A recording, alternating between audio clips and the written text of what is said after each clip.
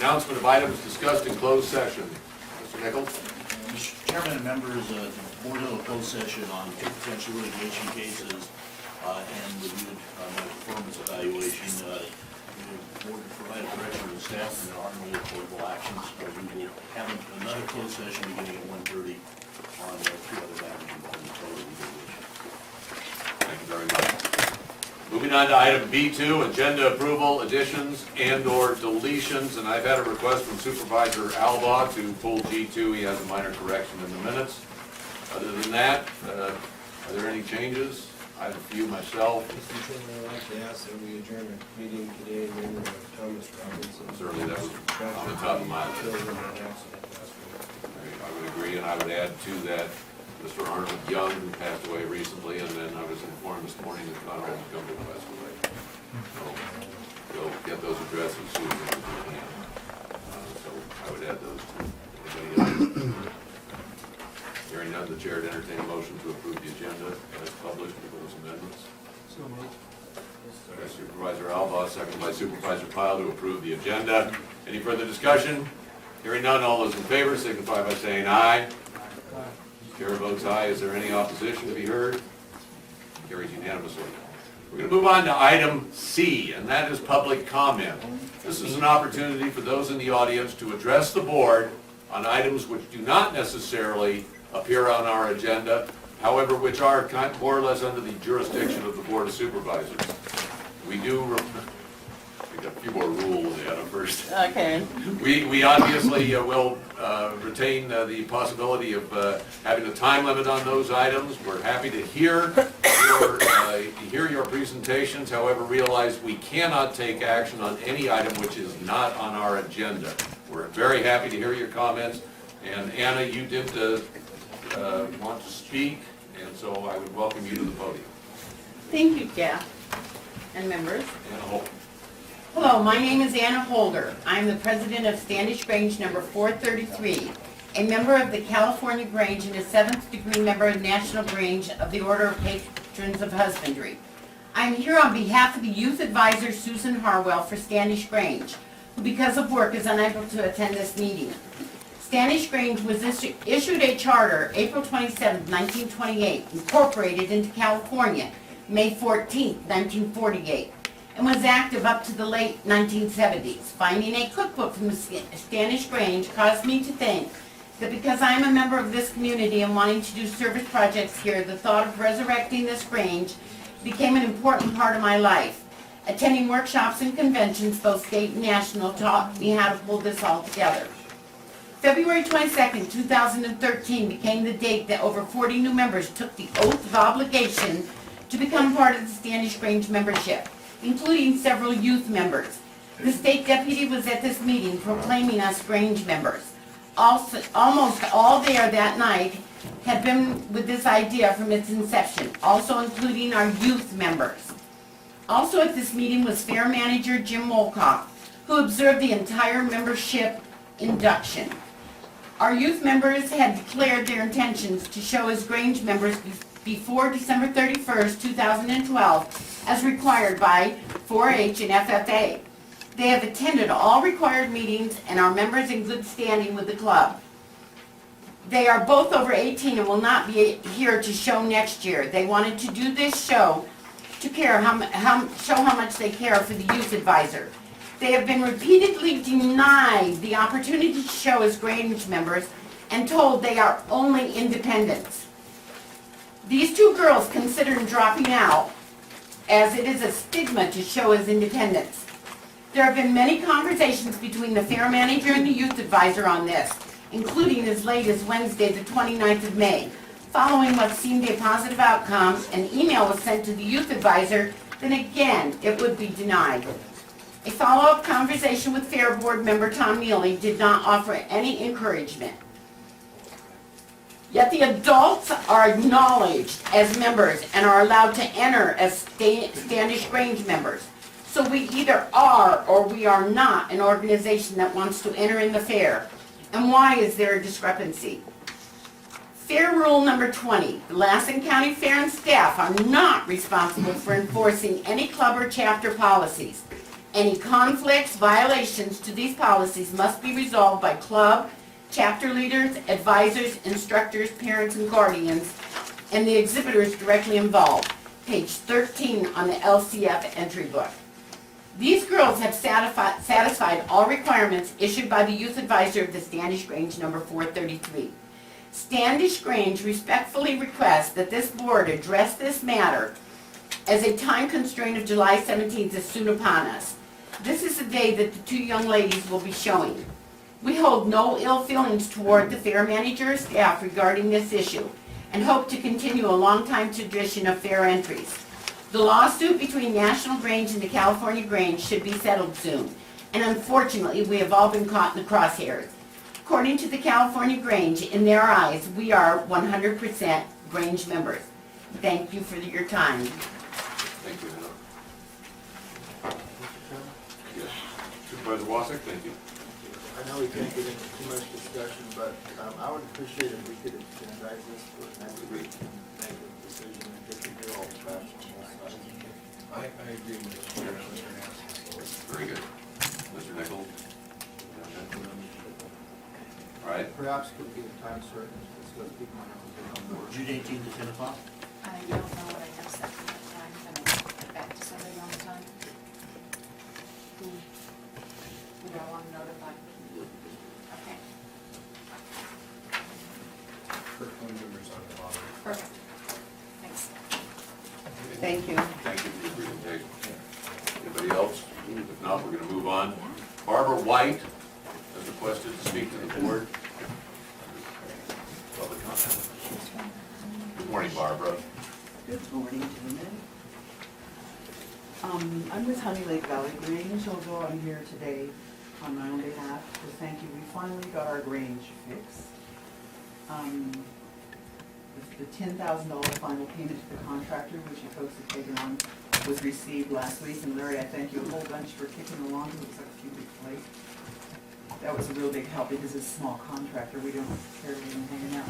Sure. We paid our, I just need to respond, because in all fairness, I don't really think that the county paid it a few weeks late. There was some 1090 forms, 1099 or something they're waiting on. which he said, he wasn't aware of it. Once he got that, the claim was paid right away, so it's Anyway, thanks for your help. unfair. It was as Thank simple you as for the that. help, but yeah, I think the county paid it very promptly. Anyway, I was here to I thank just you. want to clarify that. I don't particularly agree, but thank you. Anyway, thank you for your help with that. We're fine. The work is done. The contractor was not in awe of the problem at all. It's really well done. We've had our meeting. We're working on our reorganization. Our reopening meeting will be August 3rd, open to the public. We'll have all kinds of stuff going on to kind of bring the building back into the community. I wasn't aware of the Standish Grange presentation this morning, and I would ask, as far as I know, Honey Lake Valley Grange is the only credentialed Grange in the valley at this time. And to clarify, you might ask for in writing from the California State Grange, Bob McFarland, and the National Grange, Bob Klauser and Luttrell, for clarification while you're making your decisions about that. Anyway, I thank you again, and everything's done, and we're back, and the community has its Grange back for community service. Thank you. Thank you for Thank all you, your Barbara.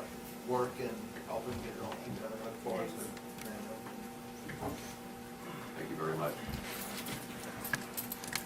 Under public comment, Violet, you want to address the board? Yeah, I have a poem, it's all you can cuss me out. while Good you- morning, Violet. so- Anyway, so next Sunday's Father's Day, right? Am I right? Yes, ma'am. Does anybody care? Anyway, I brought a poem. Happy Father's Day. There will always be a father to populate the earth. Though we may not always know them, they are bonded to our birth. One may have a famous father, or one they may abhor, or one they will know they'll never see, as he was killed at war. There are fathers in the spotlight and some who misbehave. Some repose in the restless sea and others in a grave. Fathers come in different colors, languages, and creeds. They are known as protectors, fulfilling cares and needs. Some are loving and forgiving, and always do their best. Fathers come in all professions. Some are proud, some depressed. But anyway, it's Father's Day, whomever he may be. He is the one responsible for causing you and me. Thank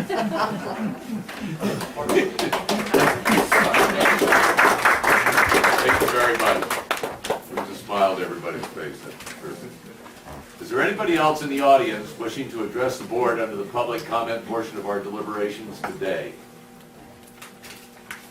All right. Seeing none, we're going to move on to item D1, unagendized reports by board members. And Supervisor Chapman, I'd be happy to start with you, sir. Thank you, Mr. Chairman. I have several items I just want to share with the board. First of all, I just want to comment on the tragedy that hit the community last week with the unfortunate accident in the crosswalk in front of the Veterans Memorial Hall that involved Thomas Robinson, who was the commander of our local post and the commander for the Northeast District for the American Legion. It was right after the American Legion meeting had taken place, and he was leaving, I guess, to go home, and in front of several of his comrades as he was in his power chair going across the crosswalk, was struck by a vehicle.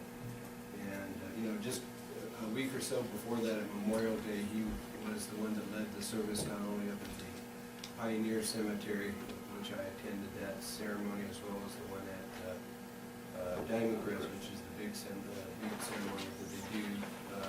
Tom was just one of those remarkable individuals, and it's just, to me, still unbelievable to think that he's not with us in the circumstance. So it indicates the importance of safety, whether it's distracted driving or with the sun in the eyes or whatever the cause behind it. Unfortunately, we live with the ramifications of that. So just wanted to share that with the board. There was a fundraiser held recently, last week, for the new Southside Trail, and there was an excellent presentation that was put together by Stan Bales that kind of talked about the history of the formation of Biz Johnson Trail and property ownerships and stuff. And I'm going to just pass around this map that was shared there, and it shows the red and yellow lines there is kind of what this trail that's formulating. And they also have, BLM has on their website, their news pipe. This is a picture of some of the fire crews, and then they'll also use some of the pine crews for the construction of that. Of course, the funding that the county, the board provided, goes a long ways to get the work that's being done currently, and we've had funding all along. We had well over 100 people that were in attendance at the fundraiser, so it was a very successful event held at the Pioneer. At the same time, the next day after that, and this was kind of a follow-up of our last meeting, if you remember, Heidi McCourt was here and talked about this assessment team that was coming in, and I understand that Mr. Wasik did communicate with them by phone. Mr. Pyle was not able, I don't know if you were able to have a touch base with them either. I know they were reaching out, but when Marty and I were in Sacramento at the CSAC conference that one evening, I was introduced to Annette, the new Butte County supervisor from the Paradise area. Doug Teeters is his name. A very interesting fellow. I really enjoyed getting to meet him and know him that evening. And he had an appointment scheduled with this assessment team last Thursday morning, and he invited Marty and I to be able to attend with him. And as it turned out, he had Sylvia Milligan and Tim Bulleberg also was there with him. And I took advantage of the opportunity to figure out, well, anytime you can have a chance to, let's say, plead your case to the higher ups, and these were from the region assessment team. And the two people we met with was a fellow by the name of John Sherman from the El Dorado National Forest, and Christine Noda, which is basically the regional forester's personal rep based in Sacramento. We've dealt with Chris in the past, for a long time. And we had I thought, a very productive 1-hour conversation over in Chester. And really what it kind of boiled down to, what we presented presented, and I took that map along with it, and the map that Joel Rathsey, was our trails coordinator working with me on. This is the Forest Service map, which shows the trail from Fredonia Pass coming down, ties into the BIS. And as I indicated to Christine, I said, really what it comes down to is working with the BLM agent as a federal agency has been very productive and successful, as demonstrated by the map that the South Side Trail has. And this is right next to it. They tie in right here. And it says, as we talk about developing our rural economy, especially with tourism and recreation, the interaction with the Forest Service as an agency, even though we have a lot of support with our local folks like Jerry Bird, the forest supervisor, our district rangers, and the district and forest staff that have been very enthusiastic to work with us, for some reason, the Forest Service as an agency is not interested in really at the higher level accommodating us and moving on. Where the South Side Trail is coming into reality because of the partnership between the federal and local agencies. This other proposal is not, and they're like right next to each other. And I think she got it. She really appreciated that. I did run into Jerry Bird at the farmer's market Saturday morning, and he relayed back to me a lot of the conversation we had. So obviously she went back, and that was the purpose, was to meet with the staff and give them the feedback. So I think with Larry's opinion, I'll let him talk about his going to that meeting in Sacramento, but that came up in the discussion because Mr. Teeter, or Supervisor Teeter, had been in Sacramento to attend as well. And I think that engaging those agencies at that level and providing that kind of input, I think does have some potential. It doesn't necessarily mean that this other thing is a slam dunk. There's a lot of things that would have to be worked out, but I think understanding the difference between the two agencies, and as Jerry told me on Saturday, that he wishes the Forest Service could be more like BLM too. So that's a start, and I think we need to appreciate that. And that, cooperation and coordination, and collaboration, I think, between the agencies can bring about a lot of good.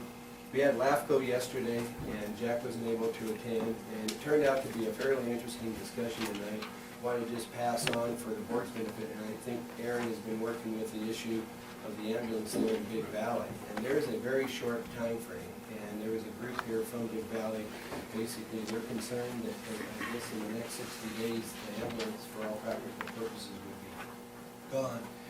The proposal of annexing, large chunks of Lassen and Modoc County to the Mayor's Memorial District, obviously hasn't progressed, and partly because of a lack of coordination and cooperation and communication between the Shasta LAFCO and the LAFCOs in Modoc and Lassen County. And we basically indicated to those folks that's where the process is hammered out and put together, that one agency just can't unilaterally go into another county or another jurisdiction and just automatically operate the way that they were proposing to do. And they were basically shut down along that way. At the same time, that's not the only avenue, and I know that John Benoit, the executive director for the Lassen LAFCO, he's been working also closely with Marty and with Aaron, in terms of defining other options.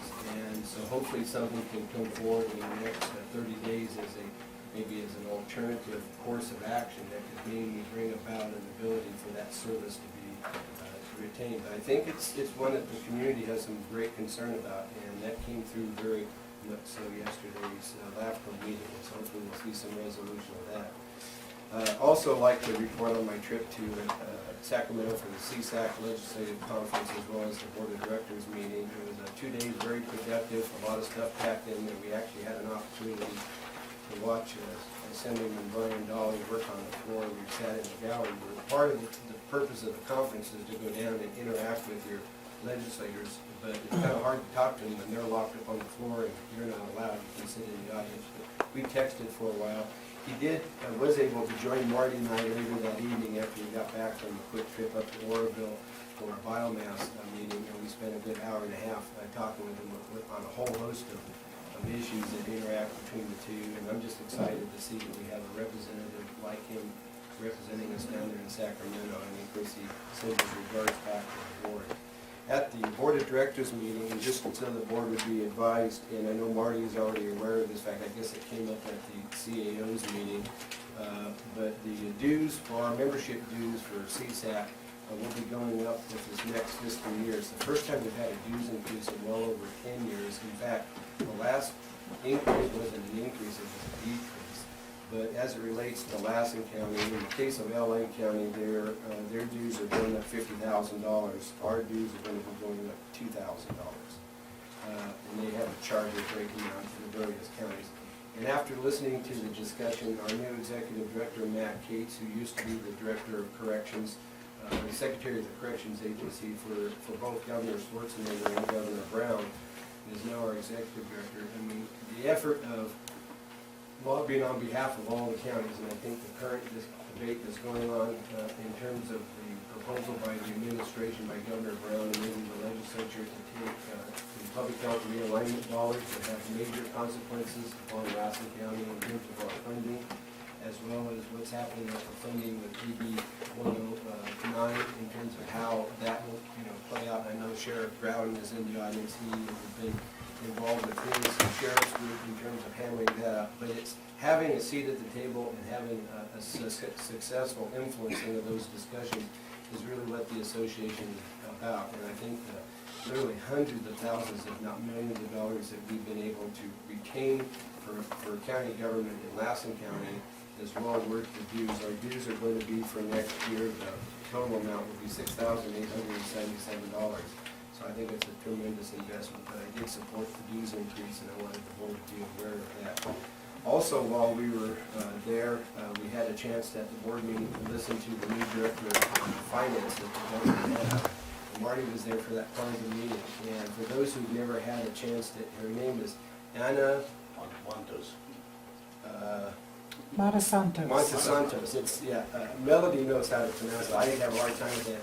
She's a brilliant person.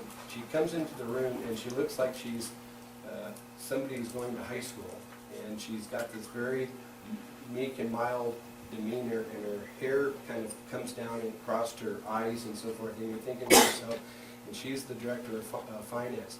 But when she gets asked a question and when she lets loose with an answer, it's like, oh my goodness, this gal has, you do not want to get into a discussion with her because she knows what she's talking about, and I can understand why the governor has her individual.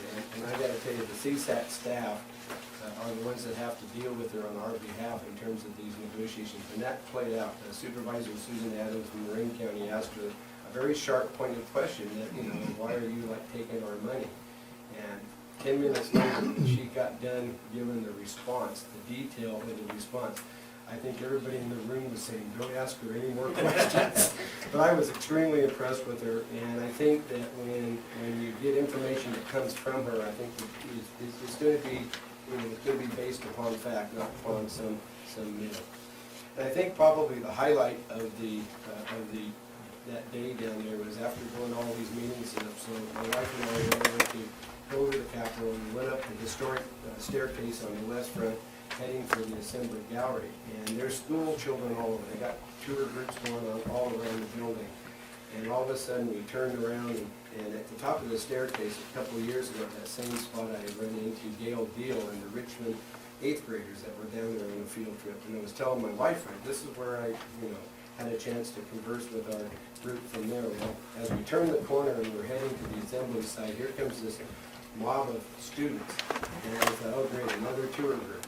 And at the front of the tour group, I recognized this lady. She looked familiar, and it turned out to be Cindy Martin, Dave Martin, our deputy's wife. She works at Diamond View, and she had on her polo shirt was Diamond View Middle School with their school emblem. And I thought to myself, I go Susanville, and all these kids, there were 80 of them, just lit right up. In fact, the day before, you remember when we had the pennies for the pool here, the young man, the student body president from Diamond View, Hudson Northrop, was here. Well, middle of the pack as we're working our way around to get around to Miss Hudson. So the 8th graders had been down there for a field trip, and they were in the Assembly Gallery, and they had the opportunity. It doesn't happen very often because the speaker has kind of shut it off.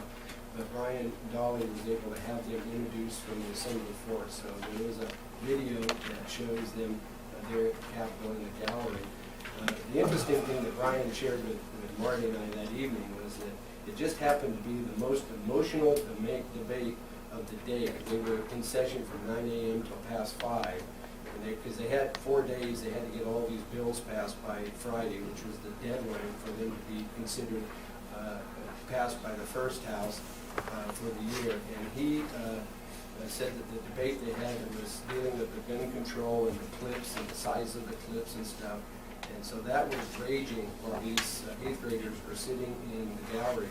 And at one point, one of the assemblymen, I don't know if she was from Berkeley or somewhere from down in Southern California, but one of the supporters of the bill was pleading with the House that these are the weapons they use to murder small school children. And Brian says, and when she said that, he looks up, and here's all of his school kids from Susanville. They definitely got an education in the legislative process that day, so it'll be something they'll probably be able to. We were well represented, I think, with those young people being there in Sacramento. And I know Larry was there for his meeting with the regional forester, and a lot of folks down there working on behalf of Lassen County. Thank you. Supervisor Alba? Sure. Thank you, Jim, for the LAFCO update with aid ambulance. I was also at one of the Stolen. They're gonna, the Aiden group, or the Big Valley group. Big Valley Emergency Medical Services Working Group. Right. It's an ad hoc group. Right, and they're gonna be up there at Modoc LAFCO, which is this afternoon, I believe, and probably Johnny's got some good ideas, so I'd say hopefully we can get something going on that. I did go to the Fire Safe Council meeting, I think it was last week. He was down there in Johnsonville, but anyway, it was a good meeting. They had a good turnout with most everybody there. And, after going to that meeting, it kind of brought in, maybe we can put it on our agenda, Marty, to maybe reinstate that MOU so that we have a seat on the Fire Safe Council as well. Maybe get that established and re-going again. I'd like to have it on the agenda so we can discuss that, get a seat at the table again on that. Last thing, I did go to I met with the regional Forest Service officers when they went to Hack Creek, whatever that was, Friday or something. Went down and met with them. There was 2 of them I got to meet, Susan and Doug. I forget his last name right now, so I had good discussions with them. We talked about this thing moving up there in Big Valley, possibly keeping it going a little bit about the mill situation. The other thing I really tried to stress was collaboration. We're going to continue with that. And also, when they do their ERs, their NEPAs, or EAs, to have much more influence on the local economic impacts more so than the environmental impacts. I think that's something that's really missing. You look around here, there's very few loggers left. Of course, there's no sawmills in Modoc or Lassen County. And I think that's very integral to it. They start moving toward that instead of the environmental side. So, anyway, that's just my report. Love? Supervisor Pilot? Supervisor Wassick? Thank you, Mr. Chairman. Yeah, as Supervisor Chapman said, I was in Sacramento. I apologize, I would have liked to have met up with you guys for the afternoon or something, but